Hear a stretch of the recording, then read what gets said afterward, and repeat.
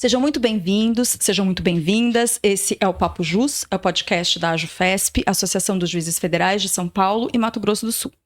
O meu nome é Thaís Ferracini, eu sou presidente da associação e estamos aqui hoje para mais um episódio, que é um episódio muito especial, é uma conversa essencial que nós vamos ter hoje. É uma conversa sobre os nossos povos originários, que todos deveríamos conhecer e ter contato. Não deveríamos esperar só o mês de abril para isso, não é verdade? E temos aqui 3 convidados que trarão diferentes perspectivas e experiências e gentilmente vieram ceder o seu tempo para compartilhar isso conosco, tá? Antes de entrarmos, então, no tema central que nós vamos discutir aqui hoje, eu gostaria que cada um dos nossos convidados se apresentasse brevemente, compartilhasse um pouco da sua trajetória e como que se conectou com essa temática dos direitos indígenas. Então, primeiramente, minha querida amiga, desembargadora federal Cristina Mello, seja muito bem-vinda, obrigada por ter aceitado o nosso convite. Obrigada, Thaís, obrigada pela oportunidade de estar com vocês. Primeiro, parabéns por esse podcast, é uma iniciativa louvável e um esforço pessoal seu e da equipe, então parabéns. Eu sou desembargadora federal, como você disse, mas antes eu fui procuradora da República por mais de uma década e nesse tempo eu trabalhei muito com a matéria indígena em alguns estados, especialmente na Bahia e Rio de Janeiro, e eu comecei a gostar da matéria, comecei a estudar, vivendo e tendo contato no trabalho. Então, antes de trabalhar no MPF, eu não tinha conhecimento sobre esse tema, realmente desconhecia, eu sou de Goiás, não era algo do meu dia a dia. No entanto, a vida me trouxe diversos casos em que eu tive a oportunidade de conhecer melhor e eu percebi que cada comunidade é diferente da outra. Eu comecei a perceber o preconceito que paira sobre esse tema. Então, resolvi estudá-lo no mestrado. Tem um livro publicado sobre terras indígenas e esse foi o meu ponto de partida, digamos, para conhecer essa área. Perfeito. Nosso segundo convidado, professor Álvaro Kaiowá. Bom, então, olá a todas e a todos. Para mim é uma alegria muito grande poder participar desse podcast e compartilhar ideias com essas duas pessoas que eu tenho uma admiração muito grande, seja no campo teórico, jurídico, como no campo prático, porque isso é muito importante, aliar a teoria à prática e não ser apenas um discurso. Então, para mim é uma alegria estar ao lado aqui da doutora Cristina Mello, do lado do doutor Cristiano Kiririnju, e eu sou formado em Direito e Filosofia, sou formado em Direito pela PUC, em Filosofia pela USP, sou mestre, doutor e livre-docente em Direito e tenho 3 estágios pós-doutorais, sendo que o meu último estágio pós-doutoral foi em História na Universidade Federal da Grande Dourados e isso me remontou a uma questão ancestral minha. Meu avô é indígena da etnia Guarani Kaiowá, ele era oriundo da aldeia Jaguapiru, na região de Dourados, no Mato Grosso do Sul, e então ele vem de Dourados a São Paulo numa migração, né? Alguns falam diáspora, mas eu não gosto muito desse nome, e então quando ele chega na cidade de São Paulo, ele trabalhava na construção civil, com 20 anos de idade ele tem um barranco que cai na perna dele e ele precisa amputar a perna.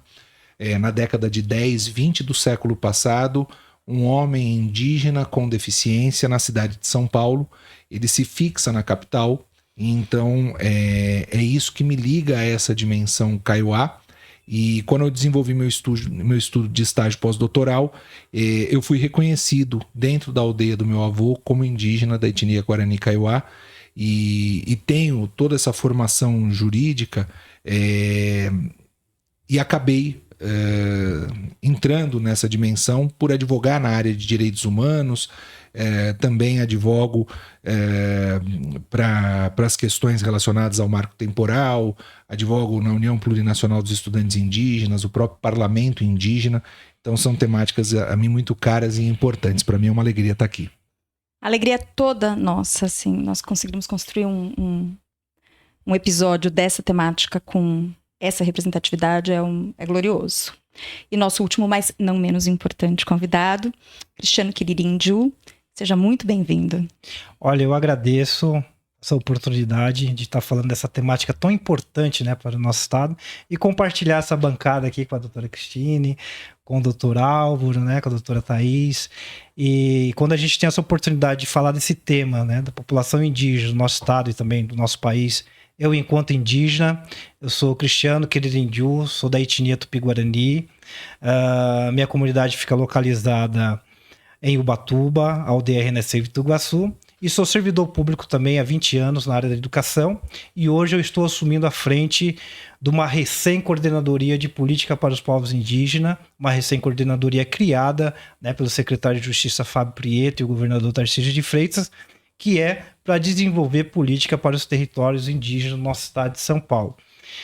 Então esse tema é muito importante. Eu que participo também do movimento indígena, da luta dos povos indígenas do nosso estado, por uma saúde de qualidade, por uma educação de qualidade, pela proteção territorial.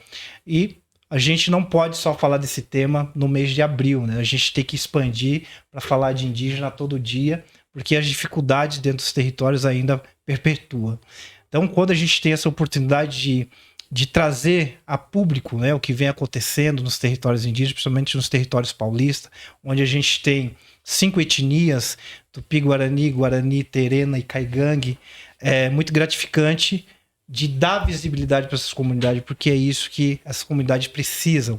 E da fora, os indígenas que nós temos também em contexto urbano, que é uma grande população indígena convivendo aqui na cidade, na maior metrópole da América Latina, né? Então é importante. Eu agradeço mais uma vez essa oportunidade de compartilhar essa bancada com todos vocês. Eu que agradeço de novo, preciso repetir, né? Nós aqui temos a honra de tê-los aqui para podermos ter essa conversa tão importante.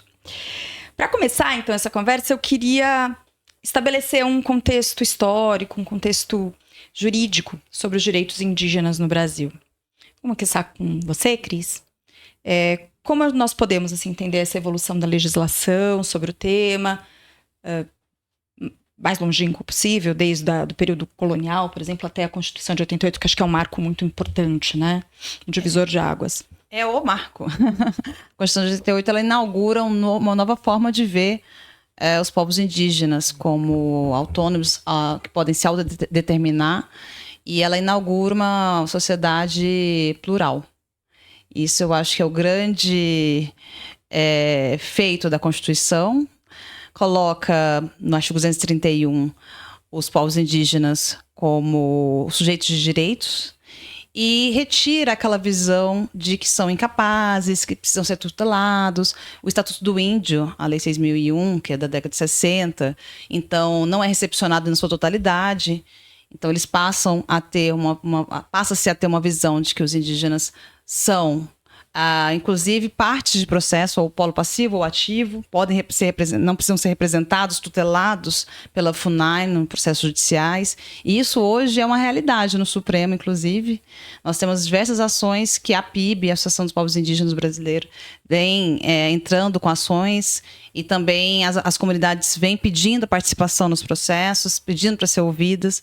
Então, eu acho que ali a Constituição é o grande marco. Agora, no contexto internacional, a Convenção 169 também inaugura um cenário muito novo em que as comunidades passam a ter o direito de serem ouvidas. Isso mudou tudo, porque nós temos diversos empreendimentos, intervenções, ações de particulares e do Estado, em que as comunidades não foram ouvidas, não participaram, e isso hoje nós temos inúmeros processos judiciais em que esse direito foi violado, e hoje nós temos essas ações ainda em trâmite. E ainda é uma questão. Ano passado mesmo aqui no tribunal nós tivemos um congresso sobre a Convenção 69, e recentemente este ano eu estava levantando decisões do Supremo sobre isso. Nós ainda não temos tantos casos assim, e ainda se tem uma dúvida se o direito de consulta ele vincula ou não, se a comunidade disser não, se isso vincularia. Mas, bom, pelo menos se a gente conseguir fazer a consulta ser realizada, já é um grande avanço. Então, eu estava aqui pensando, eu acho que é bacana fazer essa troca, porque a consulta ela pode ser feita, mas também tem que se observar qual é a cultura daquele grupo, né? Daquela etnia. Porque existe uma questão cultural que é importante e que precisa ser compreendida. E a doutora Cristina estava falando a respeito dessa questão dos marcos legislativos, né? E a gente nunca pode esquecer que nós somos um país muito novo. Muito novo quando se fala em Brasil, Não quando se fala em Pindorama, mas quando se fala em Brasil, nós temos mais história não constitucional do que história constitucional. Nós passamos 324 anos com uma história constitucional, não constitucional e 2 séculos de história constitucional. A Constituição mais longeva foi a do Império, que não trazia nenhuma previsibilidade com relação a direitos aos povos indígenas. Nossa Constituição também é jovem. Então, nós temos uma série de temáticas. A própria abolição da escravatura, quando declarada em 1888, 388 anos, significa que nós não temos 150 anos de abolição da escravidão. E quando nós falamos da escravidão, nós falamos da escravidão negra e da escravidão indígena. Se a gente pensar, a gente tem muito mais tempo colonial. Muito mais tempo colonial, muito mais tempo. Inclusive tem um episódio que eu tive a oportunidade de participar de uma palestra com o Gilberto Dimenstein. E na mesa estava o Gilberto Dimenstein, aí foi num jornal de grande circulação e uma das pessoas que estava lá no auditório falou assim, você é a favor ou contra as cotas? Aí ele falou assim, eu sou a favor. Quanto tempo tem que durar as cotas? E ele falou, eu não tenho essa resposta. E para problematizar e trazer o desconforto, eu disse, eu tenho. Aí todo mundo parou. Quanto tempo? Eu disse 388 anos. E aí a pessoa que estava na plateia e perguntou, mas é muito tempo para você ver. Esse foi o tempo de escravidão no nosso país. Então, quando nós falamos isso, nós precisamos entender que assim, os direitos são novos e precisam ser reforçados. Essa é a importância. Então, trazer a Convenção 69 para dialogar com o 231 da Constituição e tantos outros dispositivos legais, né? Eu acho tão interessante que as pessoas não conseguem entender a violência do que foi, né, a colonização. Não tem essa visão tanto, né, da colonização que foi feita com os povos originários, quanto da escravização e né, dos negros que foram trazidos para o país. Não conseguem ter a noção do que foi essa violência e normalizam. E assim, e muitos territórios passam por essa violência, né? Tudo que foi criado dentro da Constituição ainda precisa ser efetivada, principalmente o direito à terra, o direito à demarcação do território. E hoje a gente vê que a gente tem a maioria dos territórios indígenas em processo de demarcação e às vezes até sem políticas públicas dentro dos territórios. Nós temos vários territórios aqui dentro do nosso estado de São Paulo, né? Uma cidade que a todo momento cresce, com comunidades indígenas ainda bebendo água in natura, direto da cachoeira, que infelizmente com a aproximação do urbanismo, essas águas já estão contaminadas. Então, assim, são políticas que ainda não chegaram dentro dos territórios indígenas. E está garantido ali, não só para indígena, mas para toda a população do nosso país. Então, tem muitas coisas que precisam ser efetivadas ainda. E como a gente está numa associação que é São Paulo e Mato Grosso do Sul, o Cristiano está trazendo essa dimensão. Eu gostaria de compartilhar algo que aconteceu também em algumas cidades no Mato Grosso do Sul. O plantio que acontece próximo dos territórios indígenas, existem determinadas pesticidas que são utilizadas, isso daí é uma estratégia do plantio, ok. Mas existem galões que se colocam essas pesticidas e depois de esvaziados eles jogam na beira da estrada. Só que aí, não existindo nenhuma cultura de mostrar que isso daí era um descarte que tinha que ser feito no local adequado, existem populações indígenas que acham um galão bonito que podem armazenar água.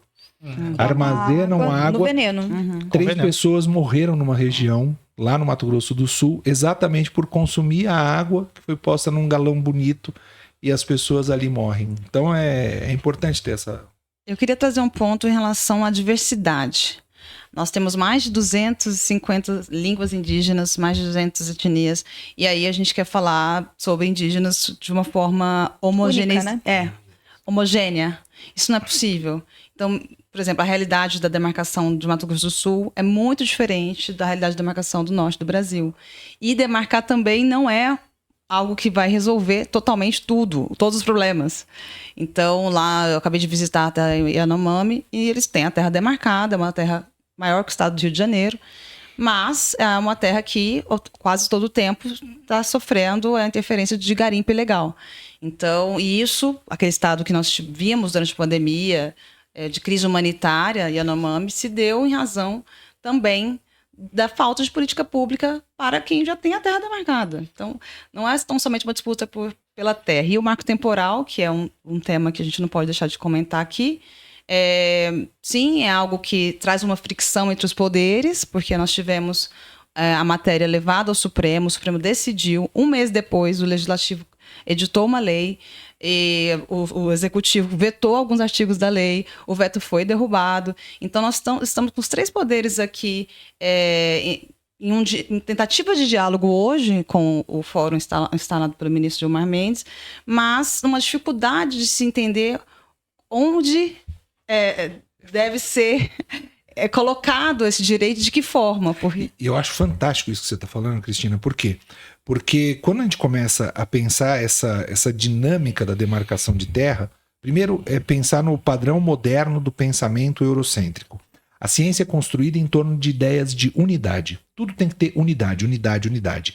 Isso daí é assente em qualquer livro de teoria do direito, filosofia do direito ou mesmo filosofia. O Kelsen vai propor essa dimensão no campo do jurídico. Tem que ter unidade sistêmica.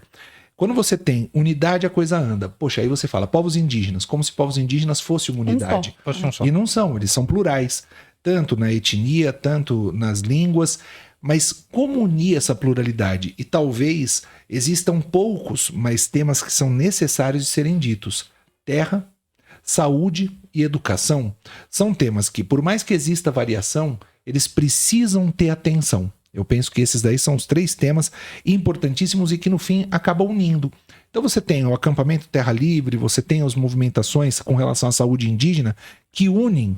Mas veja, cada espaço tem sua peculiaridade. Isso é muito importante. E é um projeto, muitas vezes também, de o quê?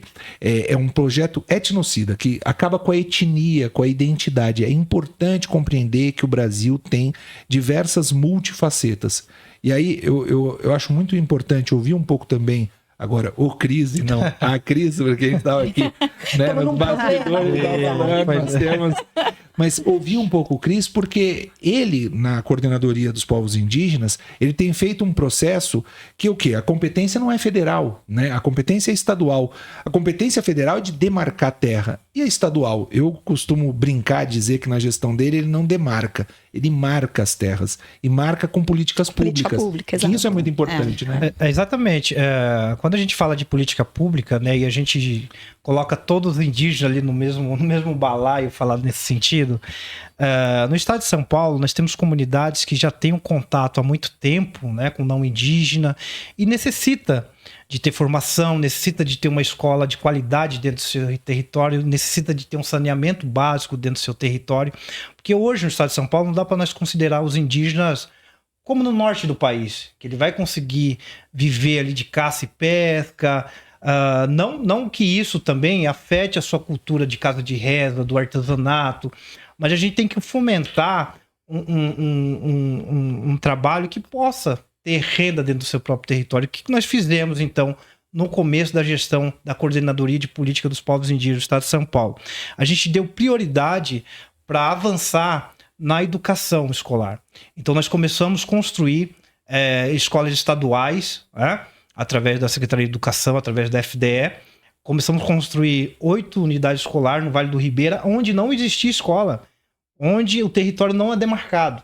Então, com um instrumento governamental dentro do território indígena, a gente já consegue assegurar aquele espaço por meio de políticas públicas. Então, nós estamos construindo muitas escolas nos territórios indígenas, reformando, revitalizando as unidades escolares do Estado de São Paulo. Isso foi um comprometimento nosso perante essa coordenadoria. E outra, nós criamos os Guardiões da Floresta. Os Guardiões da Floresta. Essencial. Que é um projeto da Secretaria de Meio Ambiente, né?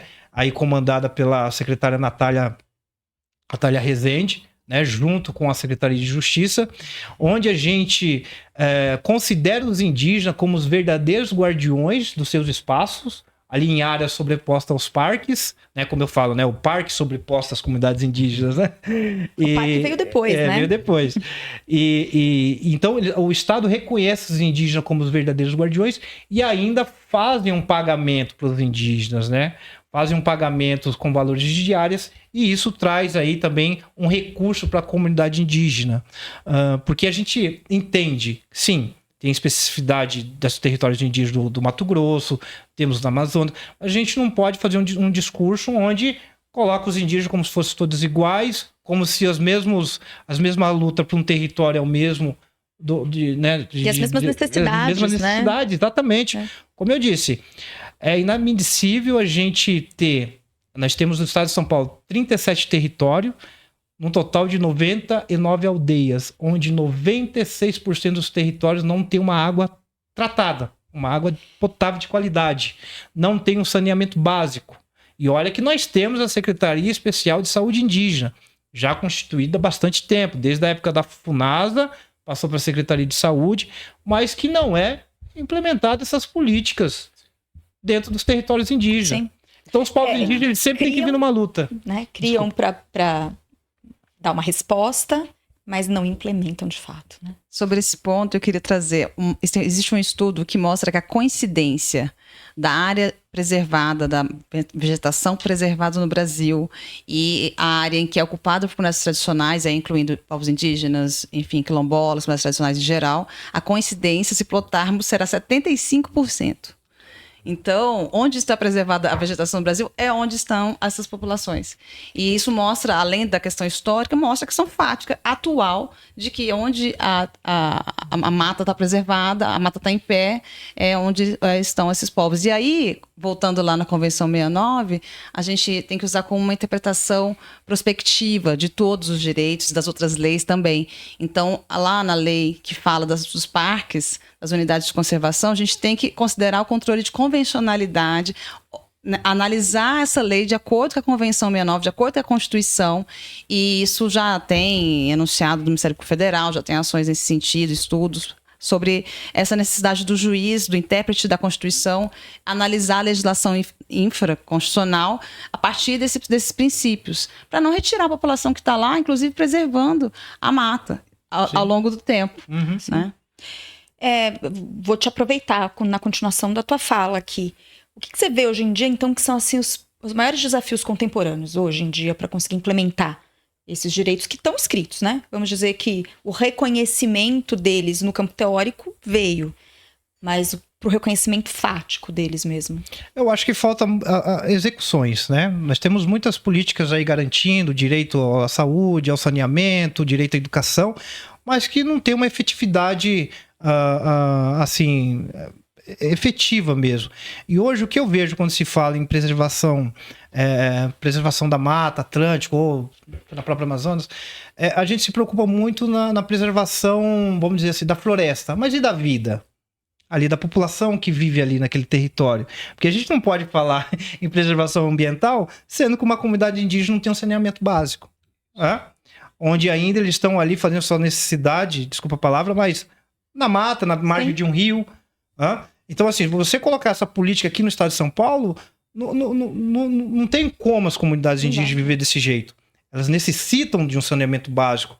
Não adianta a gente falar e aí para os Estados Unidos, os povos indígenas nós somos sim os grandes preservadores da mata, né, da biodiversidade. A gente tem uma grande ligação, mas hoje a gente vive em novos tempos que precisam sim de um saneamento básico, precisam de uma saúde de qualidade, porque aí vai garantir mais essa preservação ambiental. Então, assim, o que a gente precisa é que realmente seja efetivadas essas políticas, porque são criadas secretarias, são criados Ministérios dos Povos Indígenas, né? A FUNAI há muito tempo, uma coisa que eu acho, principalmente para o nosso estado, a maneira que a FUNAI vem trabalhando é uma maneira ultrapassada, que hoje não adianta você só levar uma foice, uma enxada para uma aldeia indígena, onde uma aldeia já trabalha com turismo básico comunitário, uma aldeia já tem um desenvolvimento autônomo próprio dela mesmo, a criação da sua própria comunidade. Então, assim, tem que se modernizar. Modernizar, né? Porque o celular já entrou dentro do território indígena, a internet já está dentro do território indígena e os nossos jovens acompanham tudo isso. Então, isso, a gente está perdendo a juventude também, por falta de perspectiva dentro de um território indígena. E como esse celular pode ser muito positivo e muito negativo, né?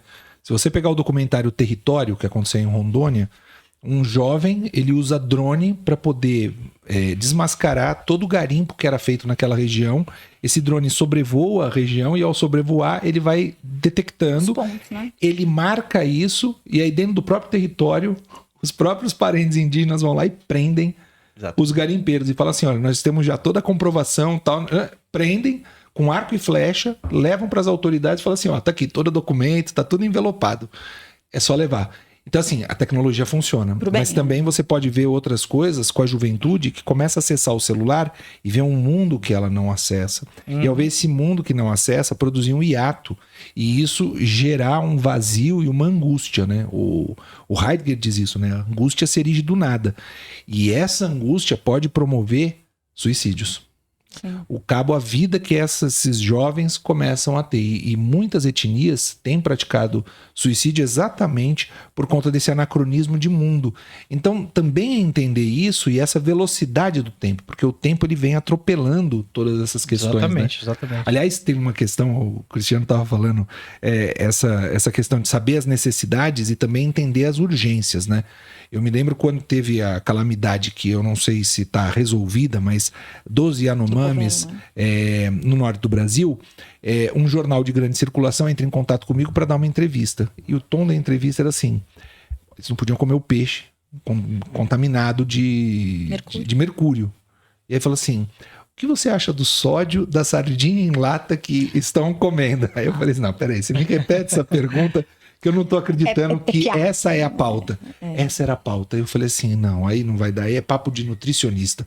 Não é comigo que você tem que falar, né? Mas tem um ponto, já que é assunto aqui, eu acabei de voltar de lá e eles mostraram a cesta básica que eles recebem. É uma cesta básica que eles recebem a cada 60 a 90 dias, com 2 quilos de feijão, uma quantidade bem pequena para uma família de 15 a 20 pessoas, então é insuficiente. E com certeza a caça está escassa, a pesca é complicada, a contaminação, chove bastante. Então tem toda uma restrição de acesso aos bens naturais. O que vem da Conab de cesta básica é insuficiente e vem um frango que é desfiado, que é a vácuo, e eles não conseguem comer. Então tem uma forma também de abordagem em relação ao problema que vem dessa visão, nossa, a gente vai lá e a gente vou dar o mesmo alimento que a gente aqui come, com outra cultura, com outra, né? Eu fico pensando aqui comigo, né? Eles têm o hábito de cozinhar um feijão numa panela de pressão ou não? Pois é, exatamente. Como é que eles comem esse feijão? Você sabe que isso não acontece só lá? Aqui, por exemplo, aqui no nosso estado de São Paulo temos os Guarani. Eles não têm hábito de cozinhar feijão. Né? Eles cozinham aquelas comidas que são mais rápidas, mais práticos, macarrão, sei lá, o trigo para fazer o tipá. Feijão eles não cozinham. Porque às vezes não tem uma panela de pressão. Né? E acho que talvez não faça nem parte da cultura não faz parte mesmo, da né? cultura, exatamente. E eu fiquei impressionada, apesar de já estar trabalhando com a matéria indígena na Bahia, quando eu me mudei para Angra dos Reis, em Paraty, tem Guarani lá, e eu fui à comunidade, a questão do saneamento básico era uma premente ali, era algo muito grave, e apesar da gente ter a CESAI, que é de saúde indígena, ligada ao Ministério da Saúde, deveria acessar os recursos federais mais facilmente, mas é difícil, isso não estava acontecendo. E aí eu também me surpreendi com a questão da língua, porque eles falam mais o Guarani do que português. E isso em Paraty, perto do Rio de Janeiro. Sim. De 2 grandes capitais, das maiores do Brasil. Sim. Então, como não é simples, você pensa, lá não vai ter, lá eles não vão plantar, lá eles não vão falar... e não é bem assim, né? E assim, voltando um pouco no que o professor Álvaro estava falando antes, a gente volta na questão multicultural, que são vários povos. Uma coisa é, por exemplo, o povo Yanomami, que quer permanecer no território, com o modo de vida deles, talvez mais fechado, talvez sem a tecnologia. Isso é uma coisa, porque eles, né, uma escolha. Outra coisa é a gente, no estado de São Paulo, na aldeia indígena aqui, que quer manter a sua cultura, mas está dentro de uma circunstância em que não tem como fechar os olhos para a modernidade, como o Cristiano falou. Exatamente. Então, assim, é você integrar as duas coisas, não deixar desaparecer a cultura, não deixar desaparecer o modo de vida dos povos originários, mas integrando isso na sociedade. Mas eu acho importantíssimo destacar essa palavra e ter muito cuidado quando fala integrar. Porque há uma tese integracionista... não é essa que eu estou dizendo. Não, eu tenho certeza, mas aqueles que nos assistem aqui, é importante a gente destacar isso. Quando fala integrar, é integrar as comunidades indígenas entre si. Porque quando se vem com a ideia do integracionismo, é uma dimensão de... esse já está integrado, então nem indígena mais de absorver, não é ideia de assimilar. No livro que eu fiz, que é o meu pós-doutoramento em História, eu tenho lá o mito do arco e flecha. Eu mito que é o quê? A ideia é de que se você não tiver de cocar, você não é indígena. Isso é muito se você bom. não usar o arco e flecha, você não é indígena. Sim. Aí eu digo, mas se você usar calça jeans e tomar Coca-Cola, você não vira norte-americano. Percebe? Sim. Eu ministro aulas no pós-graduação e recebo professores de Portugal para ministrar aulas na minha turma. E aí eu digo, e pasmem, eles não vêm de caravela, eles vêm de avião.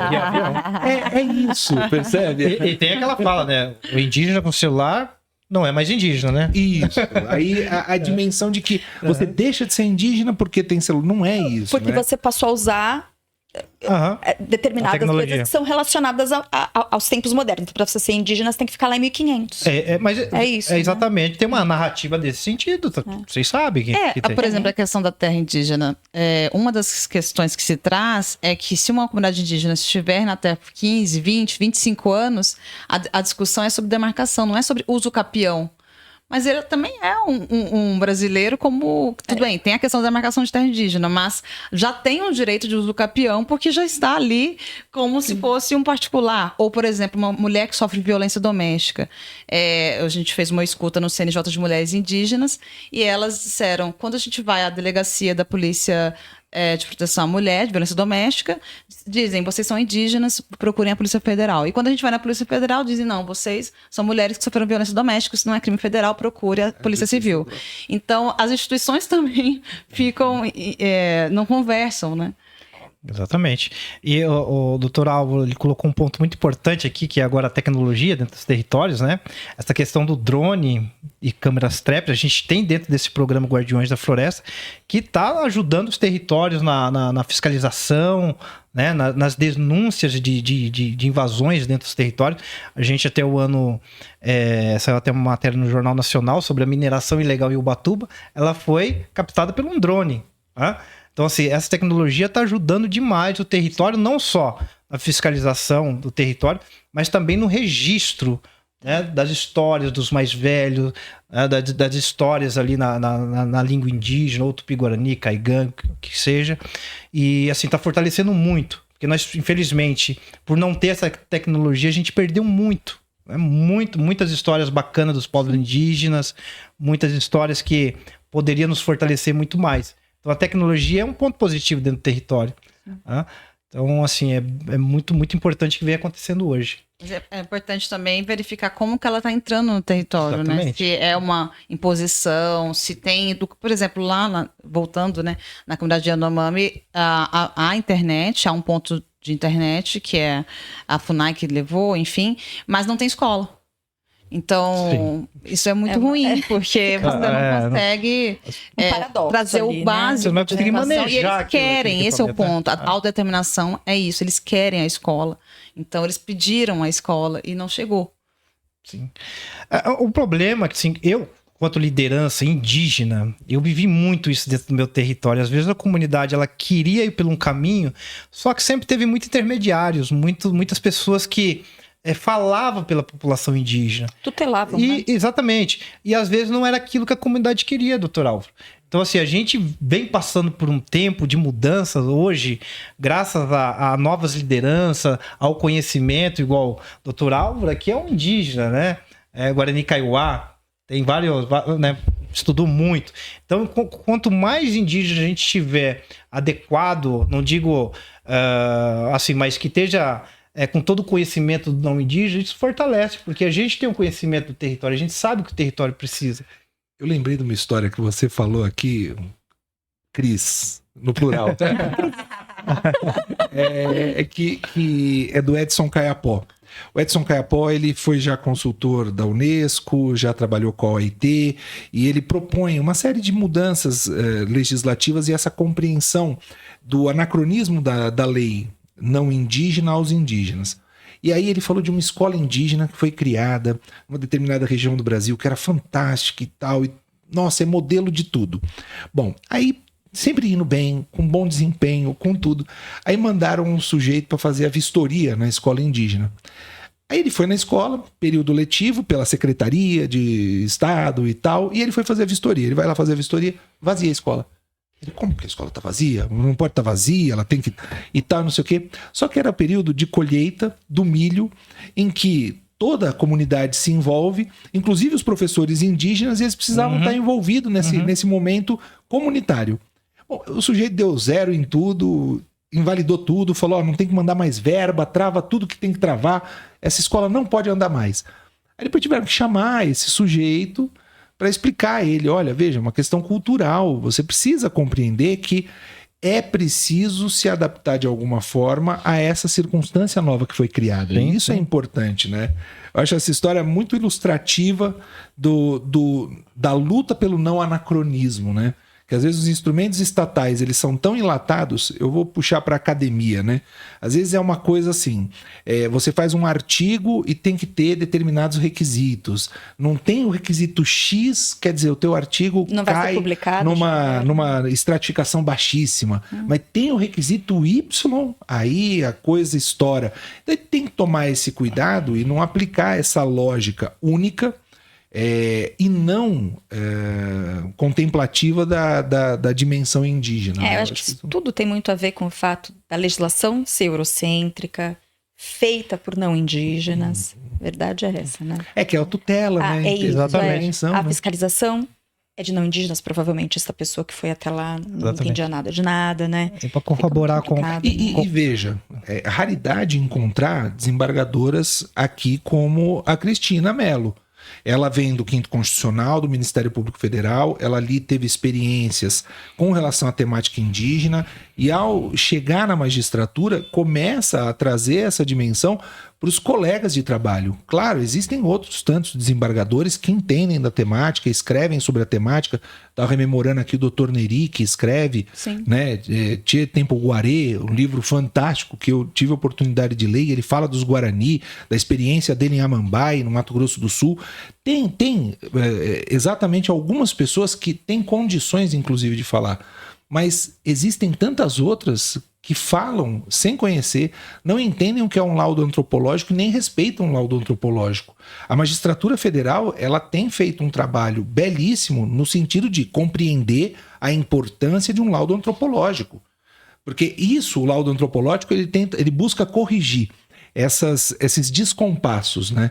Isso é muito importante e isso é feito muitas vezes para a compreensão desse universo que não é acessível de forma tão fácil, né? Eu acho que isso passa também por um processo da magistratura reconhecer a sua ignorância em relação ao tema e de entender que precisa desse laudo antropológico, precisa estudar e entender e etc, né? Mas nos últimos anos eu quero dizer, isso daí é um testemunho, que assim, a magistratura federal, eu não posso falar pelos outros estados, mas da experiência que eu venho verificando, ela tem feito esse movimento e é um processo de amadurecimento.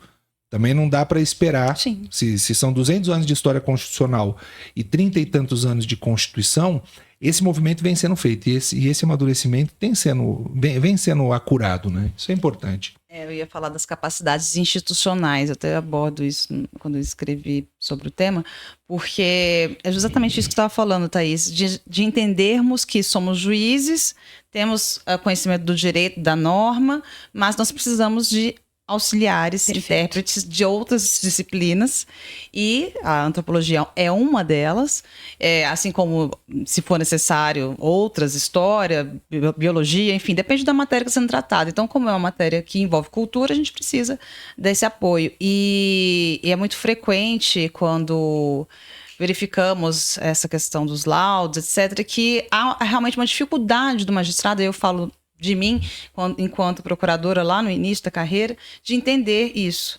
E aí, quando eu fui à comunidade, eu entendi melhor, eu pude me apropriar melhor disso. Então, eu sou da seguinte teoria: vá e veja com seus olhos, conheça, converse, e aí isso vai ajudar a fazer um julgamento mais qualificado. Eu tive a oportunidade de conversar com um ministro de um tribunal superior, e ele estava comentando essa história. Eu acho que ela é bem emblemática para isso também, porque não dá para comparar sistemas jurídicos. O nosso sistema jurídico é muito diferente de outros países, em especial da Alemanha. E aí ele recebeu um ministro de uma corte superior da Alemanha, veio para o Brasil, e aí o tradutor foi muito bem. No almoço, no passeio, nisso e naquilo. Aí teve um momento de uma pergunta muito difícil, que ele chegou... O ministro alemão perguntou para o ministro brasileiro fez a pergunta de volta para o ministro alemão e falou: olha, quantos processos você julga por ano lá no seu país? E o ministro alemão meio sem jeito, falando, olha, foi um ano de muito trabalho, foi um ano muito difícil, todos os técnicos ficaram debruçados, a gente fugiu um pouco da nossa métrica, foi um pouco mais do que o normal, e nós julgamos 16 processos. Puxa vida. E aí, quando ele falou 16 processos, o tradutor falou para o ministro brasileiro, 16 aí o mil, ministro, né? não, qual que é o erro aí? Tem algum erro, tal? Aí ele, não, ele tá falando 16. Aí já começaram a desconfiar do tradutor. Aí foi perguntar pro ministro brasileiro, e o senhor? Aí ele, olha, esse ano foi até um pouco mais tranquilo, a gente teve aí uma demanda um pouco menor, foram só 9 mil processos. E aí ele pôs para o ministro que foram 9 mil processos e o outro, não, aí você está errado, não pode ser 9 mil. Ninguém consegue julgar 9 mil processos. Ou seja, é um problema que você tem que ter e não pode analisar dessa forma tão gabarito, né? Vocês acham que os entraves para concretização mesmo dos direitos têm a ver com a legislação? Eles são jurídicos e o judiciário poderia de alguma forma ajudar? Penso que são históricos. Tá. E aí a história, ela não é um processo evolucionário, ela é um processo de fluxos e influxos. Eu penso que nesse momento nós temos em políticas federais e estaduais melhorias. Você veja só, o governo federal cria o Ministério dos Povos Indígenas, o governo do estado de São Paulo cria uma coordenadoria de políticas indígenas. Então você começa a ter essa mudança em que, o que acontece? Hoje você tem sentado à mesa de secretários, hoje você tem sentado à mesa de ministros indígenas que titularizam cargos que são importantes e que têm preparo para isso também, para poder expor quais são as peculiaridades. Isso é um processo de letramento histórico, evolucionário, mas com fluxos e influxos. Inegavelmente existirão pessoas que têm ainda uma perspectiva preconceituosa, etnocida, ecocida, e que não vão conseguir muitas vezes ouvir essa população, né? Eu ia perguntar primeiro. Pode falar, Cristiano, primeiro. Não, eu acho que o momento que os povos indígenas, principalmente a liderança indígena, vem vivendo hoje é de ocupação mesmo, né? Então isso vai dando oportunidade de ocupar tanto esfera estadual ou esfera federal, porque a visão do indígena é totalmente diferente, né? E sabe as necessidades dos seus territórios. Voltando ao assunto sobre as escolas indígenas, foi um movimento de muita luta, né? Você conseguir uma educação diferenciada dentro do seu território, aqui do estado de São Paulo. Então a gente vem num processo de 2005 formando intercultural, os professores indígenas, que hoje leciona dentro das suas próprias comunidades. Então, ali dentro da sua unidade escolar, não é uma escola convencional como do não indígena, é uma escola diferente ali ligando a cultura indígena com a não indígena. O currículo é diferente. É diferenciado, currículo diferenciado. Agora a gente estamos construindo a grade curricular mesmo indígena, dentro da Secretaria de Educação, aí junto com o secretário Renato Feder. Então isso vai trazendo uma autonomia de cultura dentro da unidade escolar, onde os professores são indígenas, para que tenha essa interligação, né? Para que não perca também aí a cultura da população indígena. Eu queria falar que a gente está num momento mundial talvez de retrocessos, né? E de...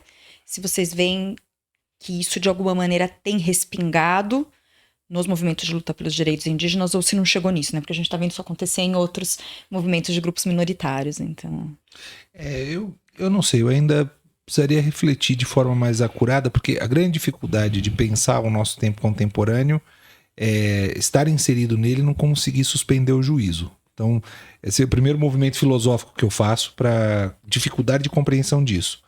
Mas talvez isso esteja acontecendo, em especial nas regiões que já existem conflitos. Existem outras regiões que são políticas públicas que talvez ainda não tenham sido percebidas, talvez até pela ausência delas. Mas onde existe conflito, eu diria que pode ser que isso já comece a ser percebido em determinadas regiões do país, né? Por favor. Você vai falar que o conflito cansa todas as partes envolvidas, né? E lá na Bahia eu escutei de particulares, proprietários de terras pequenas, olha, a gente não aguenta mais isso, a gente quer uma definição, a gente quer uma solução. Então, não só de um lado, né, dos povos indígenas, mas do outro lado também.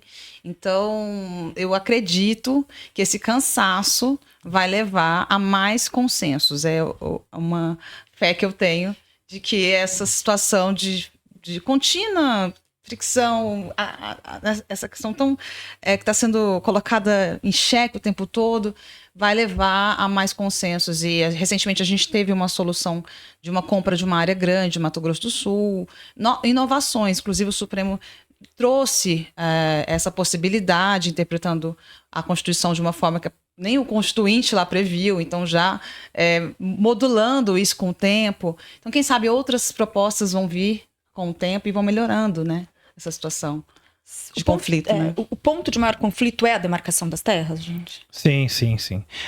Que acontece assim, a demarcação da terra, né, da terra indígena, ela sendo demarcada, ela consegue evoluir.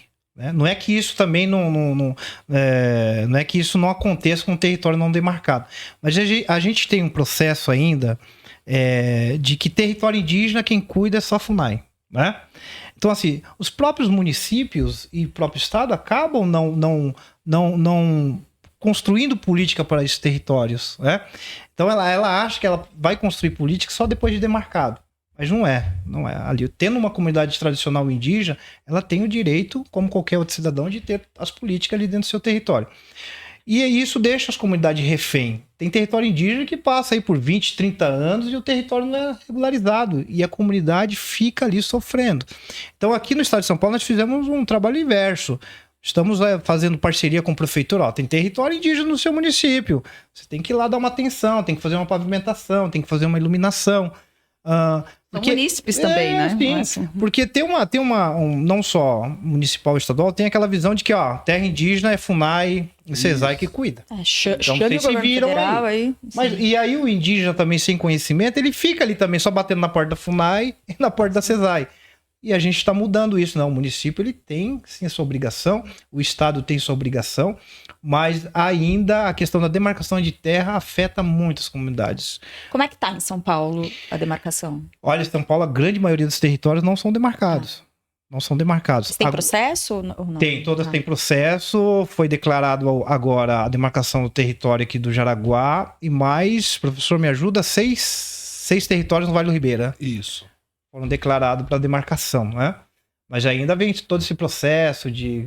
muito longo, né? É longo, é demorado, é uma coisa bem complexa. Eu acho que a demarcação é uma declaração. É um título que vai ser conferido à comunidade, ela vai ter, em tese, uma tranquilidade de saber que ela vai poder ficar naquela área. Mas antes disso, ela também precisa viver e ter essa Exatamente. paz. Sim. Não é? Então, ter um projeto de vida, ter um direito de acessar os equipamentos públicos. Teve um caso lá em Angra dos Reis também, como tem a usina nuclear, as condicionantes sociais do empreendimento eram voltadas para comunidades, bairros ali da cidade de Paraty e Angra. Porém, a comunidade indígena não recebia nenhum benefício, nenhuma condicionante social, porque a indicação era feita pelo Poder Executivo e acabava não contemplando justamente nessa interpretação de que é a União que vai resolver esse problema. E aí não fazia a destinação que o empreendimento deveria fazer para lá. Empurra, né? Não Exato. sou eu, é ele. O outro falou, não, mas não sou eu, é ele. E assim vai. Não é mais ninguém, né? E também essa visão paralisante, congelando a comunidade sem direito que ela evolua e progrida e se autodetermine. Tem que ficar ali paradinha no tempo, né? Nós fizemos agora a liberação de 418 moradias pelo CDHU para os territórios indígenas. Né? Então a gente começa a primeira fase agora de 160 casas para os territórios indígenas. Vai sair a licitação, a gente está aguardando pelo menos uns 10 dias para sair a licitação, está tudo pronto. E quando a gente puxou, doutor Álvaro, por que tem essa determinação de ser construído só em territórios demarcados? Foi a própria FUNAI de Brasília que determinou as construções em territórios só demarcados. E não, a gente está mandamos uma recomendação para Brasília para que os territórios não demarcados também tenham direito a essa política. Porque nós não podemos deixar a comunidade indígena refém de um processo demarcatório. É uma subalternização, né? Então, assim, eu acho que mesmo não sendo demarcado o território, mas ali vive uma comunidade tradicional, originária daquele aldeamento, que precisa ter todo acesso às políticas.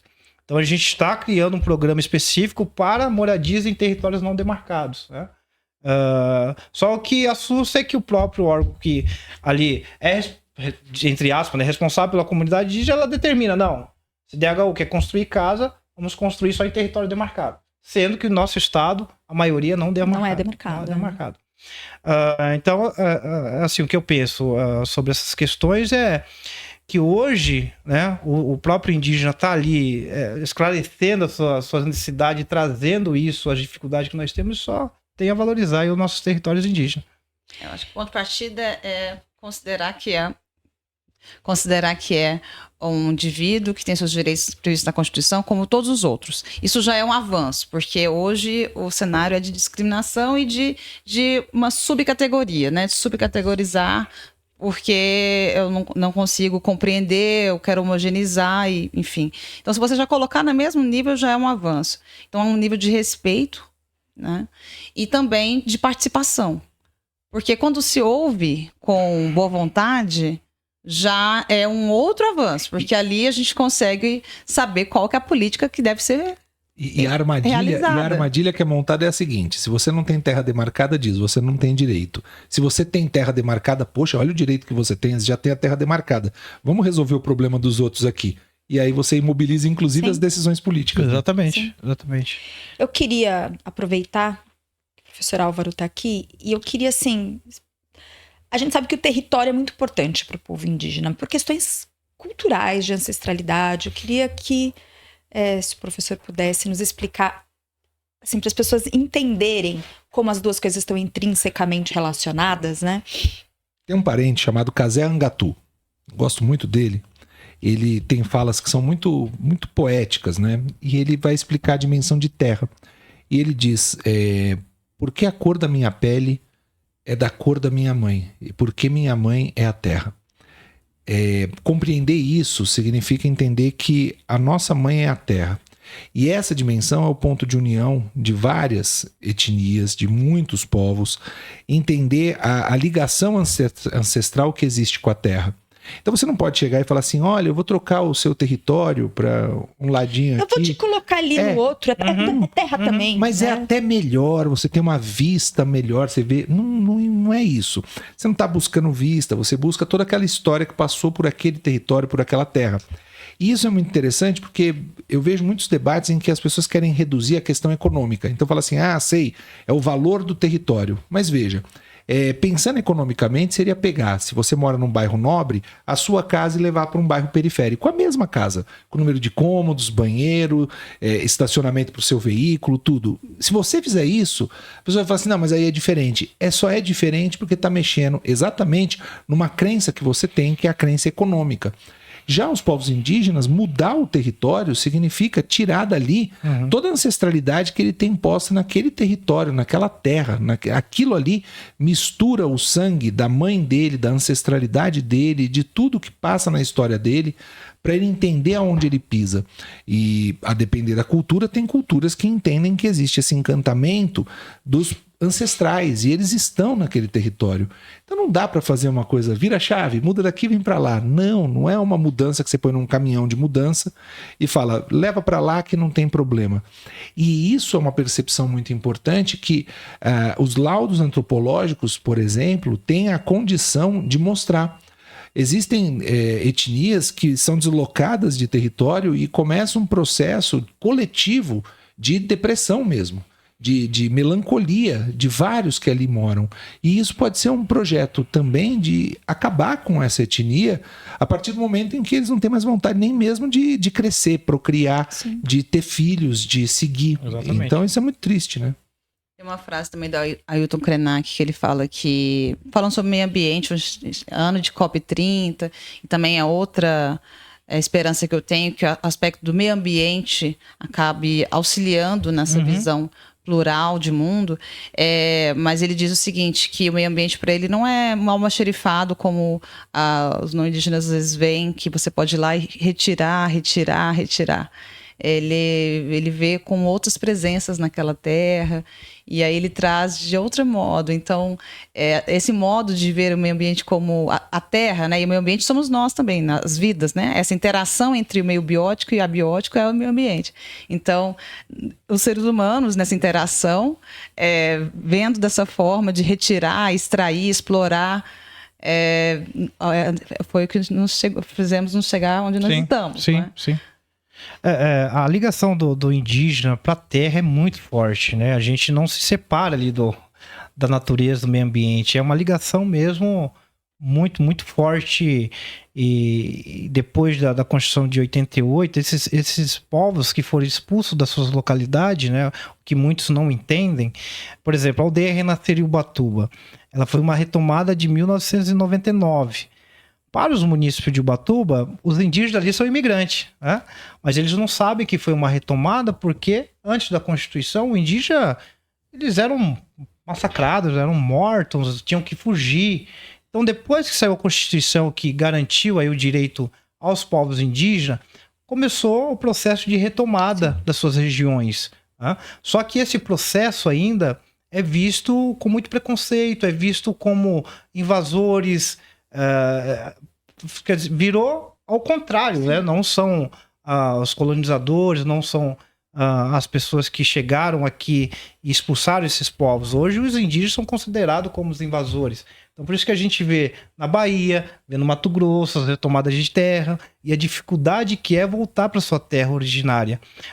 Não é da mesma forma de, não, essa terra aqui já tem um fazendeiro, a gente vai comprar o outro espaço para você. Não é isso. É ali a ligação com a sua localidade, com a sua terra. Os laços são muito fortes ali. Falou de colonização, pensei no professor Álvaro. Explicar pra gente o conceito de descolonização do pensamento. Eu tenho, o meu livro ele chama Decolonialismo Indígena, né? E eu faço uma distinção entre descolonizar e decolonizar. Tá. E eu faço na abertura essa afirmação. O decolonizador é diferente do descolonizador. O decolonizador escreve a história com a tinta vermelha do urucum, e o descolonizador escreve a história com a tinta vermelha do sangue indígena. É muito diferente. Quem quer descolonizar é como se fosse uma mudança de chave no sentido de acabou, gente, vamos seguir, agora é daqui para frente. E não é isso, não é o daqui para frente, é o que foi para trás. Quais são as cicatrizes que carregamos? Quantas gerações leva para alguém conseguir acessar determinados espaços? Veja, eu consigo acessar determinados espaços, titulações acadêmicas, por conta de um privilégio que eu pude fruir. Minha mãe, indígena, casou com meu pai, que não era indígena. Uhum. E meu pai era filho de um procurador de justiça no estado de São Paulo, de uma delegada estadual de ensino. E aí eu carrego o nome do colonizador, né? Azevedo Gonzaga, que tem origem na família do Manuel Antônio Álvares de Azevedo, do poeta, do Gonzaga, que dá origem à dinastia dos Braganças. Portanto, é um anacronismo, não, é um sincretismo ancestral gigantesco. Mas é isso que me viabilizou acesso a determinados privilégios. Mas não que eu não tenha sofrido com isso. Meu apelido, no jardim da infância, quando falavam que eu era preto por conta da cor da minha pele, eu falava assim, eu não sou preto, eu sou índio. Aí eu virei o canibal. Até a 5ª série do ensino médio. Do ensino médio não, do ensino fundamental, né? Da 5ª série. Aí na 5ª série, a gente começou a ter aula de inglês e aprendeu que preto era black. Então eles acharam mais legal substituir o meu apelido de canibal por black. E esse racismo recreativo me permeou até o final do ensino médio e depois, quando vem aqueles grupos do Orkut, agora revela a idade, né? O grupo do Orkut, reencontra o pessoal da escola e coisa e tal. Eles continuaram, o Black tá no grupo, o Black tá no grupo. E assim, levou alguns anos para eu entender que não havia mais espaço para eu ser chamado de Black e que isso era um racismo recreativo. Então, ao invés de eu tentar letrar, aliás, eu tentei e não consegui, eu me retirei do grupo porque isso daí também afeta. Então, tem todas essas dimensões e esses atravessamentos que são importantes se compreender. Agora, me veio uma coisa aqui que eu lembrei vocês falando, você citou Ailton Krenak, e aí eu lembrei do nosso grande mestre, que é o cacique Raoni, né? Raoni é fantástico, e eu lembrei também do meu pajé. Meu pajé, ele fala isso, né? Pé no barro e cabeça nos livros. Ele fala isso, você tem que estar com o pé na terra, e a cabeça tem que estar nos livros, não pode deixar de estudar, estuda. Mas o cacique Raoni, ele começa uma fala que eu acho que dialoga com tudo, com a queda do céu, do Davi Copenaua e com ideias para adiar o fim do mundo. Ele começou no 2024 na Embrapa para lançar um projeto chamado Semeando Florestas, que é um projeto do Parlamento Indígena, e ele é o presidente de honra. Ele fala assim, o mundo acabou. Nossa, tal, daquele jeito incisivo, mas nós temos alguma chance de viver um pouco mais nesse mundo que já acabou. Aí todo mundo quieto assim. O céu nunca mais vai ser azul como a gente viu, mas a gente tem uma chance de viver num mundo mais azul. A água vai continuar poluída, mas nós temos uma chance. Mas qual que é a chance, meu Deus do céu? E aí ele fala que a gente tem que reflorestar o país e o mundo. E aí, junto com isso, nessa mesa, que eu tive a honra de mediar, do meu lado estava a Chay Suruí, que é uma mente jovem, brilhante, e ela fala assim, nós temos que reflorestar sim, Raoni, mas também nós temos que reflorestar nossas mentes, porque elas estão muito acostumadas num solo infértil que não consegue mais promover um novo mundo. Eu achei isso... Bom, isso aí, a gente Fenomenal. percebe, na verdade, quando a gente olha a ordem global, o que está acontecendo todos os dias no noticiário, a gente percebe como é difícil a gente encontrar um solo fértil ainda para que uma coisa dessas aconteça, né? A gente fica até um pouco pessimista, né? Em relação ao futuro. Falando em futuro, infelizmente, nós estamos chegando ao final. Tá tão gostosa a conversa, uma conversa tão rica, né? Mas eu não deixaria que vocês fossem sem antes a gente falar um pouquinho sobre perspectivas futuras. Então, o que eu gostaria é que cada um fizesse, assim, uma mensagem final, pensando no ponto em que nós estamos hoje e onde vocês acham que nós vamos conseguir chegar e avançar. Quem quer começar?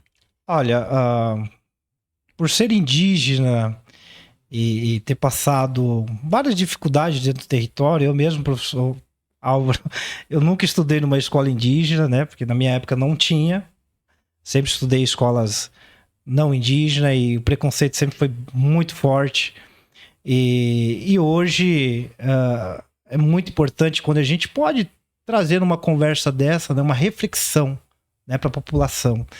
Então, assim, os povos indígenas hoje, eles precisam, falando do nosso estado de São Paulo, ter uma vida digna, né? Uma vida digna, com direito ali a uma saúde de qualidade, com uma vivência, uma estrutura no seu território de qualidade. Não digo assim, mudar a maneira de como hoje é tão difícil num território indígena, sabe? Chegar instrumentos. Mas a gente tem uma grande perspectiva com essa mudança, né? De a gente poder ter oportunidade de vir passar essa mensagem do fortalecimento cultural dentro do território, das dificuldades que ainda encontramos, principalmente na questão demarcatória dos territórios. A gente tem ainda a perspectiva de que isso vai acontecer, né? A gente vai conseguir. Passamos aí por mais de 500 anos resistindo e ainda assegurando nosso território. Como todos sabem, os territórios indígenas é o território onde tem o maior número de preservação, onde as áreas estão intactas ainda. E a gente contribui muito para o mundo. Muito para o mundo. Então, assim, o que eu penso é de que a sociedade não indígena, ela procurar ter o conhecimento. Eu acho que só isso vai mudar a chavinha, sabe? É procurar ter o contato com a comunidade indígena. A maioria dos municípios de São Paulo tem território indígena. Então é de você ir lá procurar saber. É de você ir lá ver as dificuldades, de você ir lá conhecer esse povo, conhecer a cultura. Eu faço muita questão no meu território. Há muito tempo já eu recebo escolas municipais, escolas estaduais, universidade. A realidade de quando essas crianças chegam dentro do território indígena, assim, é uma mudança totalmente de visão. Porque, assim, quando chegam assim, no território, eles acham que vão ver os indígenas nu, vão estar ali pescando. Sabe? Quando eles veem, nossa, mas o indígena tá com roupa. E quando eles começam o contato com as crianças, assim, eles não querem mais sair da aldeia, porque vê que teve uma mudança, mas os povos indígenas são um povo muito cativo, sabe? De receptivo. E assim, a mensagem que eu deixo é de que a nossa perspectiva é de que o não indígena procure aí conhecer os valores das nossas etnias que nós temos aí dentro todo o nosso país, né? Conhecer ali mesmo a realidade e os povos que nós temos. De não deixar passar de conhecer os verdadeiros originários aqui da nossa terra. Até porque uma visão unicamente eurocêntrica de mundo a gente tá vendo que não tá dando tão certo assim, né? Então, próximo? Bom, eu vou pegar o gancho, porque o que eu acredito é exatamente isso. Eu adorei a fala do seu pajé, no sentido de cabeça nos livros e pé no barro, porque nós, os magistrados, temos esses instrumentos. Nós podemos fazer inspeções, nós podemos fazer visitas, nós podemos fazer a oitiva da comunidade, audiências públicas, enfim, nós podemos participar. E nesses momentos, e em outros também, como particulares, como cidadãos, a gente também pode ter contato e se apropriar um pouco, entender, aprender muito, né? A gente tem que aprender. Todas as vezes que eu visitei comunidades, eles foram muito respeitosos, queriam aprender comigo. E eu falei, então, eu que tenho que aprender com vocês, porque eu não sei nada sobre a cultura, sobre a língua, os hábitos. Então, eu sinto esse respeito muito grande, realmente recebem muito bem. Então, acredito que não haja uma dificuldade para quem se colocar de forma sincera. Não há uma dificuldade de se apropriar, de entender isso e se aproximar, pelo menos, das comunidades. Então, essa é uma perspectiva do judiciário, de ser um judiciário mais aberto às diferenças culturais e etnias. Bom, eu primeiro quero agradecer esse convite formulado pela associação, dizer que para mim é sempre uma alegria poder conhecer cada vez mais o Poder Judiciário dessa forma humanizada, que existe uma preocupação, e já parabenizando aqui a doutora Thaís pela presidência da associação, e a preocupação de levar não só os magistrados, mas também a população essa dimensão humana, né? Que o juiz e o desembargador, ele não é um boneco de pano, ele é um ser humano, e por ser um ser humano, ele tem toda a sua história, sua construção, e mostrar como é feita essa construção para buscar distribuir a melhor justiça. Então, para mim, é uma alegria poder estar aqui. E eu encerraria minha fala rememorando os tempos que nós vivemos. Muitos chamam de tempos sombrios, tempos isso, tempo aquilo, mas a pós-modernidade, ela criou uma dimensão chamada pós-verdade. A pós-verdade, ela superou o óbvio pelo absurdo. O óbvio da verdade foi superado pelo absurdo da relevância. E hoje busca-se muito mais relevância do que verdade. Que é verdade. Que não é essa busca do magistrado, não é essa busca dos tribunais, que busca muito mais entender, ainda que chamada verdade real no processo, ainda que chamada de verossimilhança, ela não se aproxima da relevância. Então, é buscar no mundo fenomênico e não no mundo online o que é mais relevante. E eu penso que uma das temáticas mais relevantes são os povos indígenas pela conexão com o meio ambiente. E é isso que nós precisamos entender.